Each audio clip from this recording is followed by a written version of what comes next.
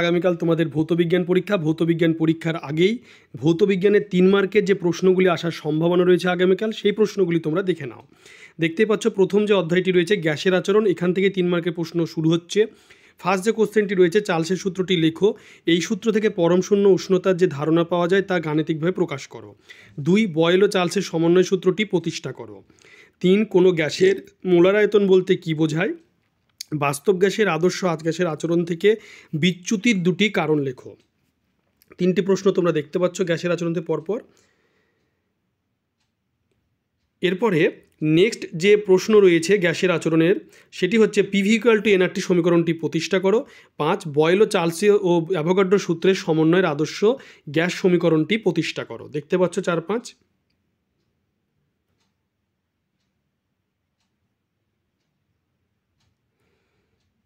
এরপরে রয়েছে তোমার যে রাসায়নিক যে গণনা, সেই অধ্যায় থেকে আমাদের কোন কোন অঙ্কগুলি করতে হবে। অঙ্ক হচ্ছে 5.35 গ্রাম NH4Cl এর সঙ্গে সিএও বিক্রিয়া যে পরিমাণ NH3 উৎপন্ন হবে তাতে উপস্থিত মোট H পরমাণুর সংখ্যা কত। অথবা 50 গ্রাম মার্বেল পাথরকে অতিরিক্ত লঘু হাইড্রোক্লোরিক অ্যাসিডের সঙ্গে বিক্রিয়া ঘটালে যে গ্যাস উৎপন্ন হয় এসটিপিতে তার আয়তন কত হবে। দেখতে পাচ্ছ। এরপরে 2 দাগে রয়েছে লঘু সালফিউরিক অ্যাসিড থেকে 8 গ্রাম হাইড্রোজেন গ্যাস প্রস্তুত করতে কত গ্রাম অবিশুদ্ধ জিঙ্ক প্রয়োজন। অঙ্কগুলি রাসায়নিক গণনার অঙ্ক, ভালো করে দেখো।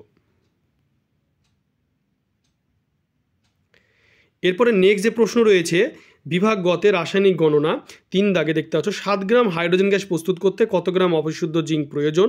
অবিশুদ্ধ জিঙ্কে তোমার 88% জিঙ্ক বর্তমান। অথবা বাণিজ্যিক জিঙ্ক 35% অশুদ্ধি আছে, এরূপ 50 গ্রাম জিঙ্কে অতিরিক্ত লঘু H2SO4 এর সঙ্গে বিক্রিয়া ঘটালে এনটিপিতে কত লিটার হাইড্রোজেন গ্যাস উৎপন্ন হবে। দেখতে পাচ্ছ অঙ্কটি। এরপরে রয়েছে তোমার 4 দাগে যে 9.6 গ্রাম যে অক্সিজেন প্রস্তুত করতে কত গ্রাম KClO3 প্রয়োজন, এই বিক্রিয়ায় কত গ্রাম KCl উৎপন্ন হয়। অথবা কত গ্রাম কার্বন ডাইঅক্সাইড স্বচ্ছ চুনজলের মধ্যে দিয়ে চালনা করলে 50 গ্রাম ক্যালসিয়াম কার্বনেট উৎপন্ন হবে।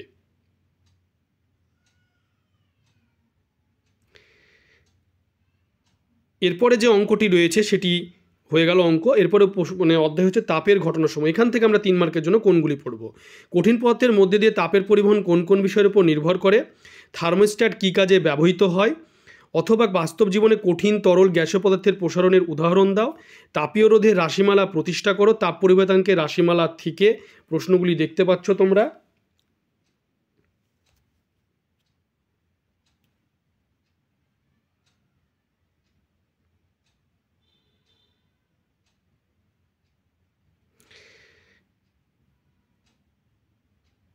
এরপরে হচ্ছে তরলের আপাত প্রকৃত প্রসারণ গুণাঙ্কের মধ্যে কোনটি তরলের নিজস্ব ধর্ম কেন।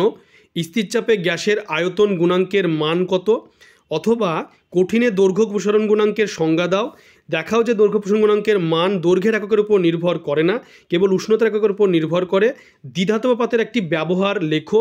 এরপরে রয়েছে 4 দাগে তরলের আপাত প্রসারণ গুণাঙ্ক প্রকৃত প্রসারণ গুণাঙ্ক বলতে কী বোঝো, এদের মধ্যে সম্পর্ক কী। প্রশ্নগুলি দেখতে পাচ্ছ তোমরা তাপের ঘটনাসমূহ অধ্যায় থেকে।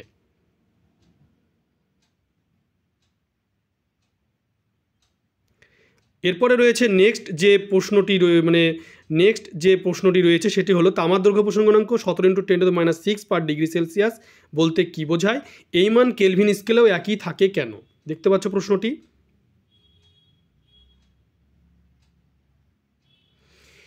এরপরে রয়েছে তোমার আলো অধ্যায়ের প্রশ্ন। অবতল দর্পণের ক্ষেত্রে প্রমাণ করো বক্রতা ব্যাসার্ধ সমান 2 গুণ ফোকাস দূরত্ব।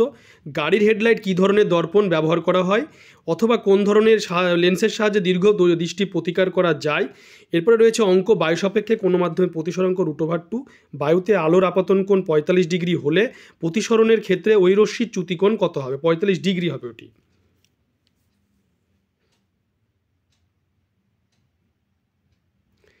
এরপরে নেক্সট যে প্রশ্ন রয়েছে সেটি হচ্ছে যে দেখতে পাচ্ছ প্রিজমের ক্ষেত্রে আপতিত রশ্মি ও নির্গত রশ্মির মধ্যে চ্যুতিকোণ ডেল্টা I1 + I2 - a রাশিমালাটি প্রতিষ্ঠা করো। দেখতে পাচ্ছ।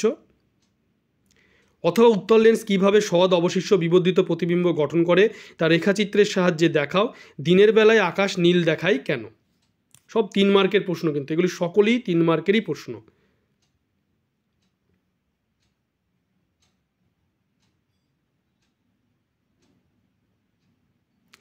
এরপরে রয়েছে আলো অধ্যায়ে আলোকরশ্মি সমান্তরাল কাচের স্ল্যাবের মধ্যে প্রতিষ্ঠিত হলে আপতিত রশ্মি নির্গত রশ্মি পরস্পর সমান্তরাল হয় দেখাও, অথবা আলোকের প্রতিসরণ সংক্রান্ত সূত্র দুটি বিবৃত করো। দ্বিতীয় সূত্রের গাণিতিক রূপটি লেখো। একটা উত্তল লেন্সের ফোকাস দৈর্ঘ্য 10 সেন্টিমিটার, লেন্সটির সামনে 20 সেন্টিমিটার দূরে 2 সেন্টিমিটার উচ্চতা একটি বস্তু আছে, প্রতিবিম্বের উচ্চতা ও প্রকৃতি নির্ণয় করো।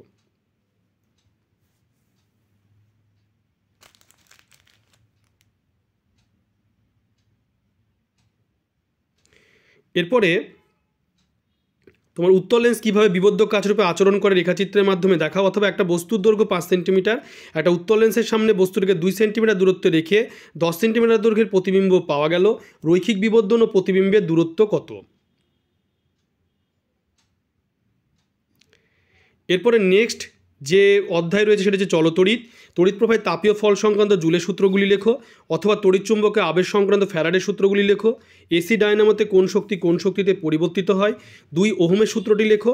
এই সূত্রটি থেকে রোধের সংজ্ঞা দাও।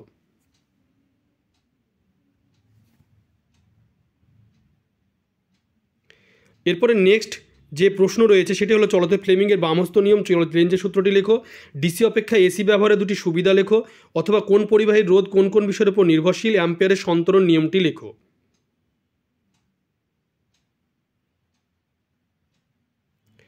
এরপরে নেক্সট যে চলতড়িতে যে অঙ্ক রয়েছে দেখতেই পাচ্ছ, বাড়ি মানে যে বিলের নিয়ে বৈদ্যুতিক বিল নিয়ে একটা অঙ্ক আসেই পরীক্ষায়, দেখতেই পাচ্ছ অঙ্কটি দুটি রয়েছে অথবা দিয়ে, একটা হচ্ছে তড়িৎ প্রবাহ মাত্রা নষ্ট ভোল্টের মান, একটা হচ্ছে ইলেকট্রিক বিল। এই অঙ্কটি দেখতে পাচ্ছ।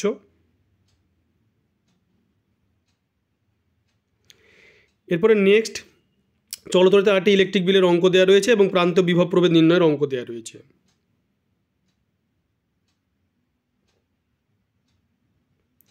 এরপরে রয়েছে তোমার পরমাণু নিউক্লিয়াস। নিউক্লিয় বন্ধন শক্তি কাকে বলে? হাইড্রোজেন বোমা তৈরির মূলনীতি কী? নিউক্লিয় বিভাজন বলতে কী বোঝো? নিউক্লিয় বিভাজনে প্রাপ্ত শক্তির উৎস কী? ভত্তুটি বলতে কী বোঝায়? নিউক্লিয় সংযোজনে যে শক্তি মুক্ত হয় তার উৎস কী? আর তেজস্ক্রিয়তার একটি ব্যবহার লেখো।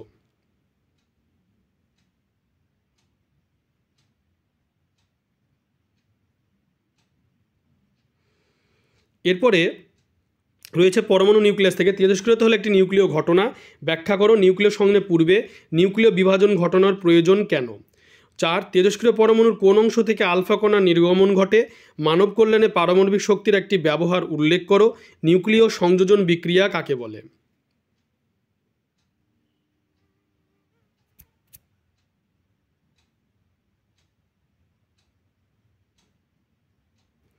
এরপরে রয়েছে যে পরমাণু নিউক্লিয়াস থেকে যে অঙ্ক আসে সেই অঙ্কটি তোমরা দেখতে পাচ্ছ।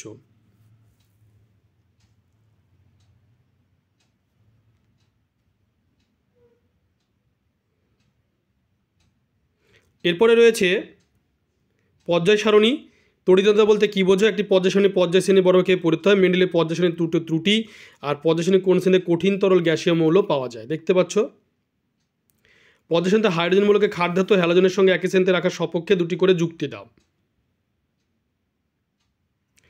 এরপরে নেক্সট যে প্রশ্ন রয়েছে পর্যায় সারণী থেকে সেটি দেখে না। পারমাণবিক সাথে ক্রমশ সাজাও। AlMg ClNa আধুনিক পর্যায় সূত্রটি লেখো, অথবা হাইড্রোজেনকে দুষ্ট মৌল বলে কেন? পর্যায়বৃত্ত নয় এমন একটি ধর্মের উল্লেখ।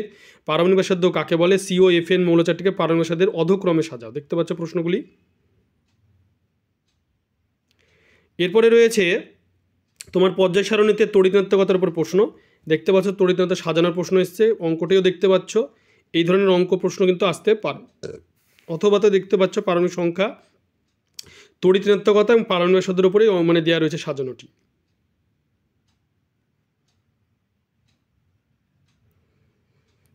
এরপরে রয়েছে যে তড়িৎ প্রবাহ রাসায়নিক বিক্রিয়া অধ্যায়। তড়িৎ বিশ্লেষণ বলতে কী বোঝো? কপার তড়িৎদ্বারের সাহায্যে কপার সালফেটের জলীয় দ্রবণের তড়িৎ বিশ্লেষণে তড়িৎদ্বারের কী পরিবর্তন হয় তা ব্যাখ্যা করো। অথবা তড়িৎ বিশ্লেষণের সাহায্যে অ্যালুমিনিয়াম নিষ্কাশনের জন্য যে গলিত মিশ্রণের তড়িৎ বিশ্লেষণ করা হয় তাতে বিশুদ্ধ অ্যালুমিনা ছাড়া কী থাকে, এবং এই তড়িৎ বিশ্লেষণে ক্যাথোড ও অ্যানোড হিসাবে কী কী ব্যবহৃত হয়।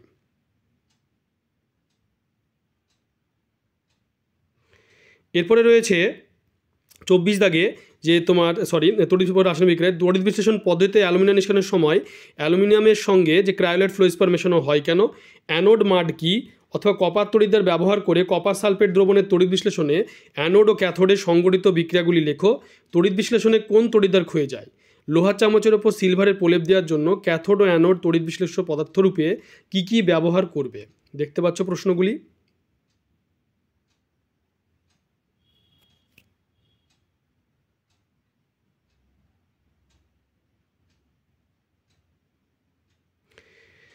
এরপরে রয়েছে পরীক্ষাগার ও রাসায়নিক শিল্পে অজৈব রসায়ন। স্পর্শ পদে SO2 থেকে SO3 শিল্প উৎপাদনের শর্তসহ সমিত রাসায়নিক সমীকরণ লেখো।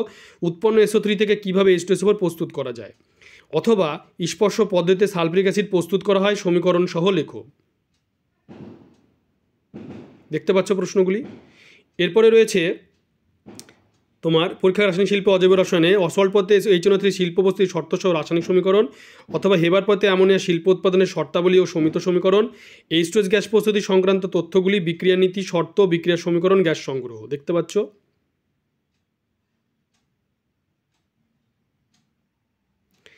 এরপরে রয়েছে যে জৈব রসায়ন অধ্যায়, অ্যাসিডেনের সঙ্গে হাইড্রোজেন দ্রুত বিক্রিয়ার শর্ত, সমীকরণ, LPG এর একটি ব্যবহার উল্লেখ করো। অথবা অজৈব অজৈব পার্থক্য, PVC এর মনোমারের নাম, PVC এর ব্যবহার।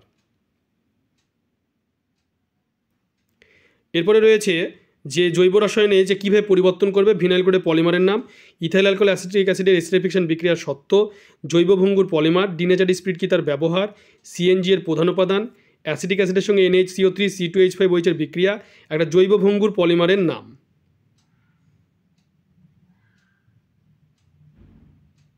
এরপরে রয়েছে তোমার জৈব রসায়নে যে ABC শনাক্ত করে, মানে ABCকে শনাক্ত করো, দেখতেই পাচ্ছ এই ধরনের প্রশ্ন কিন্তু পরীক্ষায় আসে। দেখতে পাচ্ছ, দেখে নাও। তোমরা ভিডিওটি বেশি করে শেয়ার করবে, চ্যানেলটিকে অবশ্যই সাবস্ক্রাইব করে পাশে থাকা বেল আইকনটা প্রেস করবে যাতে পরবর্তী ভিডিও নোটিফিকেশন তোমাদের কাছে পৌঁছে যায়।